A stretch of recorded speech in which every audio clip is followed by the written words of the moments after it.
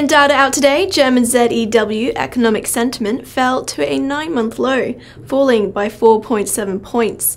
I'm joined by Chief Economist Dr. Holger Schmieding from Berenberg Bank to find out what this data means for Europe's largest economy. So Holger, German economic sentiment fell to the lowest level in 9 months in August, falling by 4.7 points to 25. This is despite cheap oil, low interest rates and a recovering euro area. So where is this drag coming from? Well, Germany is a very export-oriented country. As a result, it does react more than most other economies to things that happen around the globe.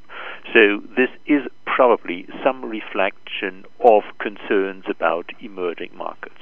But we need to put these ZEW data into perspective. What happened at the same time is that the assessment of the current situation in the German economy improved. And if the starting basis is so good as it is in Germany, it is simply not easy to get people to say that things will likely get better over the next 6 months.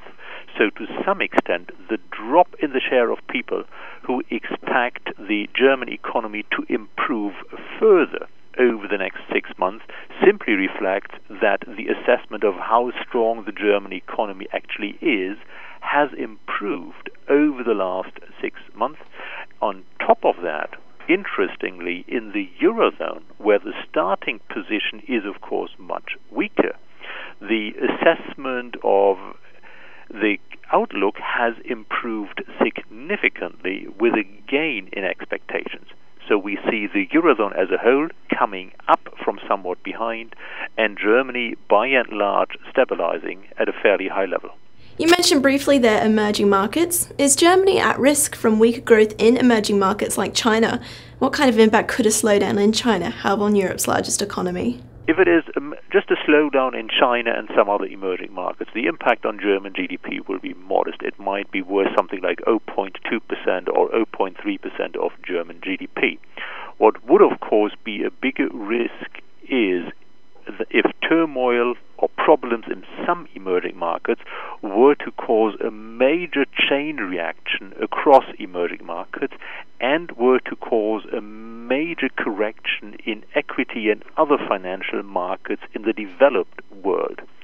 Because major financial instability is something which does affect the outlook for business investment and hence hits Germany, which focuses a lot on producing investment goods.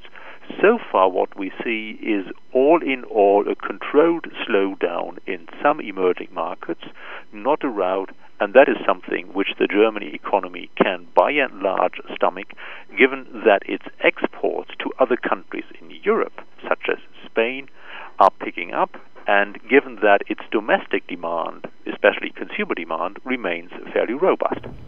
And looking ahead to GDP growth rate, what are you expecting to see in data out this Friday?